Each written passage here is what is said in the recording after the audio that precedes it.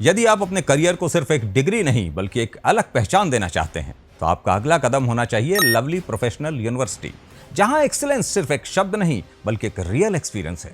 NAAC A++ की मान्यता, NIRF में 31st रैंक और 50 से ज्यादा देशों से आए स्टूडेंट्स के साथ आपको मिलता है ट्रूली ग्लोबल एक्सपोजर। तो अब मौका है LPU नेस्ट के जरिए एडमिशन लेने का, जहां आपको मिल सकती है 60 से 70% तक की स्कॉलरशिप और कुछ केसेस में 100% तक की भी, यानी कम फीस में वर्ल्ड क्लास एजुकेशन। तो देर किस बात की, डिस्क्रिप्शन में दिए गए लिंक पर क्लिक करें, एडमिशन फॉर्म भरें और पाएं एप्लीकेशन फीस पर 20% तक का एक्स्ट्रा ऑफ।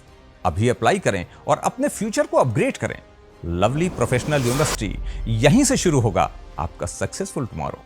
नमस्कार, शुभ सांची विंध्य के समाचार बुलेटिन में आपका स्वागत है। मैं हूं आपके साथ नियाजिया। शुरुआत करते हैं हेडलाइन से। रीवा में स्कूल चले हम अभियान की शुरुआत, प्रवेश उत्सव के साथ नए सत्र का हुआ आगाज। रीवा में नशे के कारोबार पर पुलिस की मिली भगत, 3 पुलिसकर्मी निलंबित। रीवा में 15 अप्रैल से 61 केंद्रों पर शुरू होगी गेहूं की खरीदी।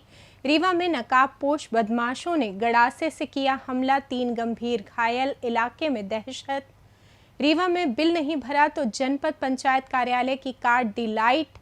अलग अलग सड़क दुर्घटनाओं में घायल 3 लोगों की SDMH रीवा में मौत।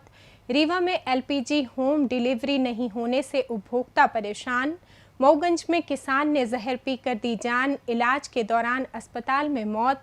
मऊगंज में आकाशीय बिजली गिरने से किशोरी झुलसी, मैहर सिविल अस्पताल में बड़ी लापरवाही, छत में मिली ढेरों एक्सपायर दवाइयां। सतना में नाबालिग ने गढ़ी गैंगरेप की झूठी कहानी, प्रेमी से अफेयर छुपाने के लिए बनाया प्लान। सीधी में रेत माफियाओं ने कर्मचारियों को बंधक बनाकर पीटा, ट्रैक्टर लेकर फरार। सिंगरौली में खूंटा गाड़ने के विवाद में महिला की बेरहमी से पिटाई, शिकायत दर्ज। और मध्य प्रदेश में बढ़ा गर्मी का प्रकोप, रीवा में दिखने लगा लू का असर। अब खबरें विस्तार से। रीवा के SK स्कूल प्रांगण में 1 अप्रैल से नए शैक्षणिक सत्र की शुरुआत स्कूल चले हम अभियान के तहत प्रवेश उत्सव के रूप में की गई। इस अवसर पर बच्चों का चंदन वंदन कर अभिनंदन किया गया और उन्हें पुस्तक प्रदान कर सम्मान के साथ स्कूल में प्रवेश दिलाया गया। कार्यक्रम के दौरान मुख्यमंत्री ने ऑनलाइन जुड़कर बच्चों का स्वागत किया।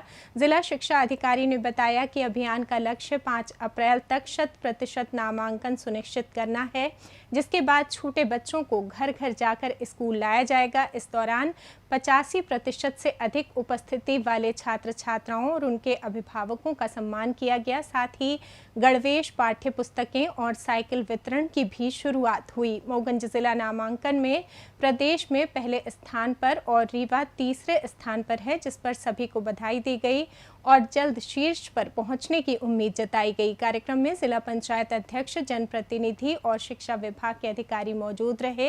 ये अभियान 4 अप्रैल तक चलेगा, जिसमें सांस्कृतिक कार्यक्रमों के साथ ड्रॉप आउट बच्चों को वापस स्कूल लाने पर विशेष जोर दिया जाएगा।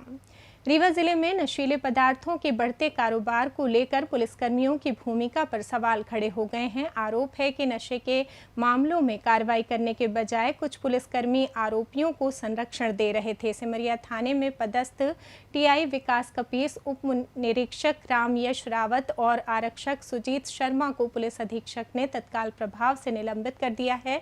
इन तीनों पर गंभीर आरोप है कि उन्होंने NDPS एक्ट के तहत पकड़े गए 2 आरोपियों को थाने लाने के बावजूद बिना कोई मामला दर्ज किए और बिना कानूनी कार्रवाई किए छोड़ दिया। मामले की गंभीरता को देखते हुए पुलिस अधीक्षक ने ASP ग्रामीण को जांच के निर्देश दिए थे। जांच के दौरान तीनों पुलिसकर्मियों की भूमिका संदिग्ध पाई गई, जिसके बाद निलंबन की कार्रवाई की गई। बताया जा रहा है कि आरोपियों को थाने लाने के कुछ ही समय बाद छोड़ दिया गया था, जिससे पूरे मामले पर सवाल उठने लगे हैं।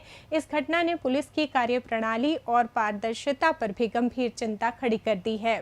रीवा जिले में समर्थन मूल्य पर किसानों से गेहूं खरीदने के लिए नई तारीख तय कर दी गई है। अब खरीदी 15 अप्रैल से शुरू होगी। जिले में कुल 61 खरीदी केंद्र बनाए गए हैं। पहले ये खरीदी 7 अप्रैल से शुरू होने वाली थी, लेकिन विंध्य क्षेत्र में गेहूं की फसल के पिछड़ने के कारण तारीख को आगे बढ़ा दिया गया है। गेहूं खरीदी के लिए 47,000 से अधिक किसानों ने पंजीकरण कराया है। इस बार मध्य प्रदेश सरकार गेहूं पर 40 रुपये प्रति क्विंटल का बोनस दे रही है। इसलिए किसानों को 2,625 रुपये प्रति क्विंटल की दर से भुगतान किया जाएगा। जिले में इस वर्ष 1,06,000 मीट्रिक टन गेहूं खरीदने का लक्ष्य रखा गया है। रीवा जिले के पनवार थाना क्षेत्र में मंगलवार देर रात गढ़ पटैती उपरवार के पास 8 से 10 नकाबपोश बदमाशों ने यादव परिवार के 3 लोगों पर गड़ासे से जानलेवा हमला कर दिया, जिसमें तीनों गंभीर रूप से घायल हो गए। बताया जा रहा है कि पीड़ित देर रात ड्यूटी से घर लौट रहे थे, तभी सुनसान रास्ते में पहले से घात लगाए बदमाशों ने उन्हें घेर लिया और अचानक हमला बोल दिया। हमले में राजपाल यादव और अक्षय लाल यादव को गंभीर चोटें आईं, जबकि एक अन्य व्यक्ति बेहोश हो गया। सूचना मिलते ही पुलिस मौके पर पहुंची और घायलों को सामुदायिक स्वास्थ्य केंद्र जवा में भर्ती कराया, जहां एक के हाथ पैर टूटने की पुष्टि हुई है। हमलावरों की पहचान आशु सिंह, राज बहादुर सिंह और अमर बहादुर सिंह के रूप में सामने आई है, जो फिलहाल फरार हैं। घटना के बाद पूरे इलाके में दहशत का माहौल है और ग्रामीणों ने आरोपियों की जल्द गिरफ्तारी व कड़ी कार्रवाई की मांग की है। रीवा जिले में खुद सरकारी दफ्तर ही बिजली का बिल भरने में फेल साबित हो रहे हैं। लाखों रुपए के बकाया बिल के चलते बिजली विभाग ने सख्त कार्रवाई शुरू कर दी है। सबसे बड़ा झटका रीवा जनपद पंचायत कार्यालय को लगा, जहां करीब 3 से 4 लाख रुपए का बिजली बिल बकाया होने पर विभाग ने सीधा कनेक्शन काट दिया। भीषण गर्मी में अब कर्मचारी बिना पंखे और कूलर के काम करने को मजबूर हैं। कंप्यूटर भी नहीं चल रहे हैं, जिससे पूरा काम ठप पड़ा हुआ है। बिजली विभाग ने कई बार नोटिस जारी किए और बातचीत की, लेकिन भुगतान न होने पर आखिरकार कनेक्शन काटने की कार्रवाई करनी पड़ी। बताया गया है कि नगर निगम पर भी करीब 1,80 करोड़ रुपए का बिजली का बिल बकाया है। अन्य सरकारी विभागों को मिलाकर ये आंकड़ा लगभग 3.5 करोड़ रुपए तक पहुंच गया है। बिजली विभाग ने साफ चेतावनी दी है कि अगर जल्द भुगतान नहीं किया गया तो अन्य सरकारी दफ्तरों के कनेक्शन भी काटे जा सकते हैं। अलग अलग सड़क दुर्घटनाओं में गंभीर रूप से घायल 3 युवकों की इलाज के दौरान संजय गांधी चिकित्सालय रीवा में मौत हो गई। जानकारी के मुताबिक मोगंज क्षेत्र में मंगलवार शाम करीब 5 बजे अज्ञात वाहन की ठोकर लगने से 33 वर्षीय राजेंद्र साकेत निवासी पठरहा मचगवां गंभीर रूप से घायल हो गए थे। उन्हें उपचार के लिए संजय गांधी अस्पताल लाया गया, जहां बुधवार को इलाज के दौरान उनकी मौत हो गई। इसी अस्पताल में सीधी जिले के चितान निवासी 26 वर्षीय आशीष कुमार रावत की भी सड़क हादसे में मौत हो गई। वहीं सीधी जिले के खोजीपुर बहरी निवासी 27 वर्षीय जितेंद्र कुमार सेन को ट्रैक्टर की ठोकर लगने से गंभीर चोटें आई थीं। उन्हें मंगलवार को अस्पताल लाया गया, जहां इलाज के दौरान उनकी भी मौत हो गई। तीनों मामलों में संबंधित थानों की पुलिस ने दुर्घटना का मामला दर्ज कर जांच शुरू कर दी है। रीवा जिले में एलपीजी की उपलब्धता धीरे धीरे सामान्य हो रही है, लेकिन गैस एजेंसियां अब भी होम डिलीवरी से किनारा काट रही हैं। जिला प्रशासन ने सभी एजेंसी संचालकों को सख्त निर्देश दिए हैं कि रिफिलिंग केवल होम डिलीवरी के माध्यम से ही की जाए। बावजूद इसके कई एजेंसी संचालक उपभोक्ताओं को एक स्थान पर बुलाकर सिलेंडर दे रहे हैं, जिससे उपभोक्ताओं को आर्थिक बोझ के साथ साथ काफ़ी परेशानी का सामना करना पड़ रहा है। बुधवार को बिछिया इंडियन एजेंसी ने मैरिज गार्डन के सामने उपभोक्ताओं को सिलेंडर बांटे। इस मामले को जिला आपूर्ति नियंत्रक ने गंभीरता से लिया है और जांच के निर्देश दे दिए हैं। जिला आपूर्ति नियंत्रक ने स्पष्ट किया है कि सभी एजेंसियों को हर हाल में होम डिलीवरी करनी होगी, अन्यथा होम डिलीवरी न करने वाली एजेंसियों के संचालकों के खिलाफ कार्रवाई की जाएगी। मोगंज जिले के ग्राम हरई में एक किसान द्वारा जहर पीकर आत्महत्या करने का मामला सामने आया है।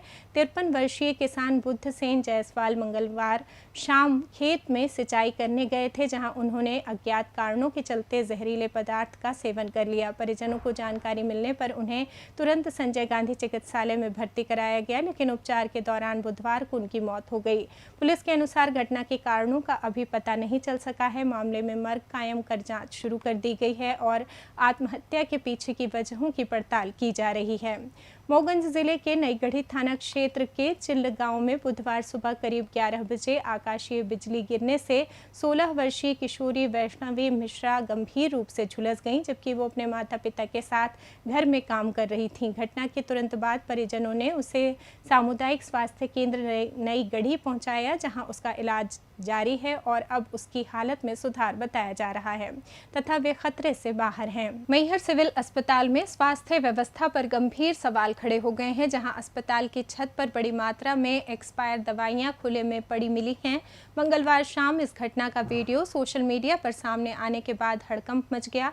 वीडियो में दवाइयों के कई पैकेट और बॉक्स दिखाई दे रहे हैं, जिन्हें नियमों के विरुद्ध खुले में फेंका गया है, जबकि ऐसी दवाओं को निर्धारित प्रक्रिया के तहत नष्ट किया जाना चाहिए। इस लापरवाही से न केवल नियमों का उल्लंघन हुआ है, बल्कि मरीजों की सुरक्षा पर भी खतरा मंडराने लगा है। मामले पर मुख्य चिकित्सा एवं स्वास्थ्य अधिकारी डॉक्टर मनोज शुक्ला ने संज्ञान लेते हुए जांच के आदेश दिए हैं और दोषियों पर सख्त कार्रवाई का आश्वासन दिया है। फिलहाल स्वास्थ्य विभाग की टीम पूरे मामले की जांच में जुटी हुई है। सतना जिले के रामपुर बघेलान थाना क्षेत्र में 16 वर्षीय नाबालिग लड़की 5 माह की गर्भवती पाई गई, जिसने अस्पताल में पहले स्कूल टीचर सहित 2 अन्य लोगों पर गैंगरेप का आरोप लगाते हुए कहानी बताई थी। लेकिन पुलिस जांच में ये पूरी घटना झूठी निकली और सामने आया कि लड़की का अपने ही गांव के एक नाबालिग लड़के से अफेयर चल रहा था। प्रेमी के कहने पर उसने गर्भावस्था छुपाने के लिए गैंगरेप की कहानी गढ़ी थी। मंगलवार शाम जब लड़की को जिला अस्पताल ले जाया गया तो जांच में गर्भवती होने का पता चला, जिसके बाद उसने शुरुआती बयान में दावा किया कि पिछले साल दीपावली के आसपास स्कूल में टीचर और 2 नकाबपोशों ने उसे बेहोश कर गैंगरेप किया था। लेकिन बाद में महिला सब इंस्पेक्टर प्रीति कुशवाहा की पूछताछ में नाबालिग ने खुद स्वीकार किया कि उसने परिवार और पुलिस को गुमराह करने के लिए ये झूठी कहानी बनाई थी। पुलिस अब पूरे मामले की गहन जांच कर रही है। सीधी जिले में अवैध रेत खनन के खिलाफ कार्रवाई करने पहुंची सोन घड़ियाल विभाग की टीम पर रेत माफियाओं ने संगठित हमला कर दिया। माफियाओं ने टीम के अधिकारियों और कर्मचारियों को बंधक बनाकर उन पर लाठी डंडों से मारपीट की और अवैध खनन में इस्तेमाल हो रहे ट्रैक्टर को लेकर फरार हो गए। घटना मंगलवार रात करीब 3 बजे सिहावल जनपद क्षेत्र के बहरी थाना अंतर्गत सोन नदी के खुटेली घाट पर हुई। सोन घड़ियाल विभाग को अवैध रेत उत्खनन की सूचना मिलने के बाद टीम मौके पर पहुंची। वहां अवैध खनन चल रहा था। टीम को देखते ही कुछ लोग अपने ट्रैक्टर छोड़कर भाग गए। थोड़ी देर बाद रेत माफिया संगठित होकर वापस लौट आए और टीम को चारों तरफ से घेर लिया। उन्होंने विभाग के कर्मचारियों को बंधक बना लिया और उनके साथ मारपीट की।